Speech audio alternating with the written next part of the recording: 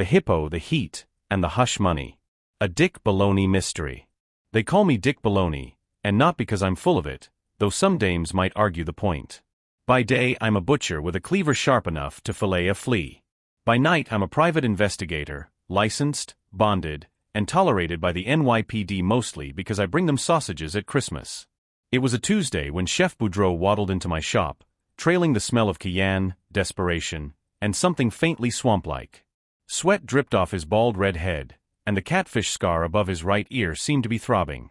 "Baloney," he wheezed, slapping a slab of paperwork onto my counter. "I got 2 problems, and one of 'em's sizable. When a chef has paperwork, you know things are going to get interesting. Normally they just have rough hands and drug problems." I raised an eyebrow. "How sizable?" He jerked a thumb toward the alley. That's when the garbage cans rattled and the pavement groaned. I peeked outside. There, taking up the width of my loading dock and looking like an overgrown Austrian beanbag chair, lay a whole hippopotamus.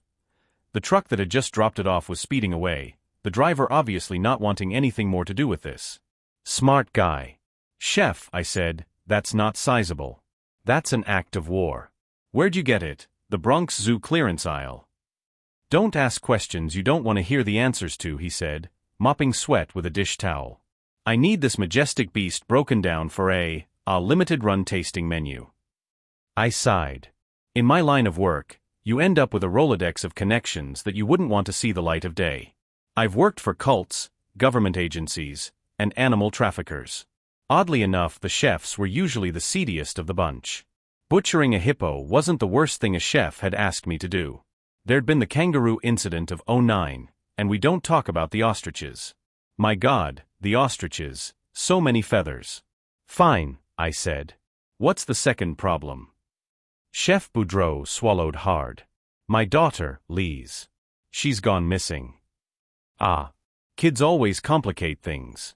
Meat you can count on, people never. She's an activist," he continued. "Always fightin'. Climate, animals, politics. Last week she chained herself to a vegan food truck. Yesterday, poof. Nothing. Imagine that. The daughter of a chef with a taste for exotic and illegal meat being an activist? It's so cliché it's almost novel. And you want me to find her? Oui. Before the cops get ideas, or the folks she protests against get nervous."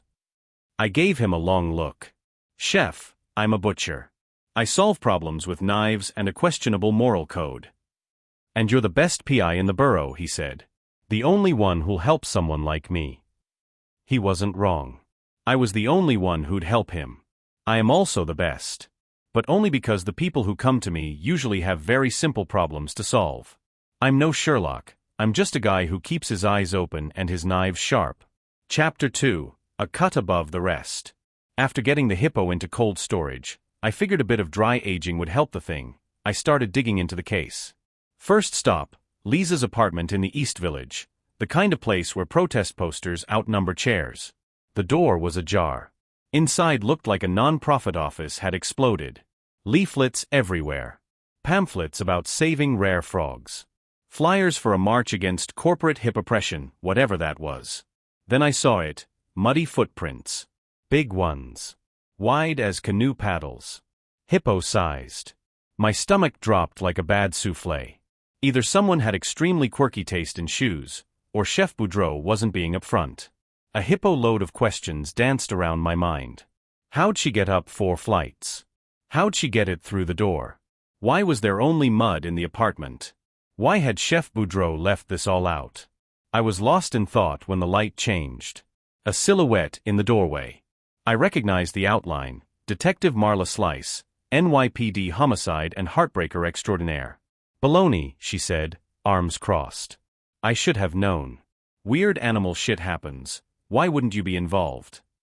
"This is just a coincidence." I said. "That's what you said when the zebra turned up in Times Square." I wasn't the guy who tried to sell zebra rides to tourists, I was just the one who found the guy. She stepped closer. "Lise Boudreau is missing. You know anything?" "Just starting to. And I don't suppose the department is sharing intel." She smirked. "Not with you. Last time I shared, you started a brawl at a charity bake sale. Who puts raisins in the peanut butter cookies? A lesson had to be learned. We locked eyes. It lingered. It always lingered. Marla sighed. Look, baloney. Be careful. Someone's stirring up trouble. As she left, I spotted something stuck to the bottom of my shoe, a ticket. Not just any ticket, a riverfront warehouse loading pass. And it smelled faintly of marsh grass.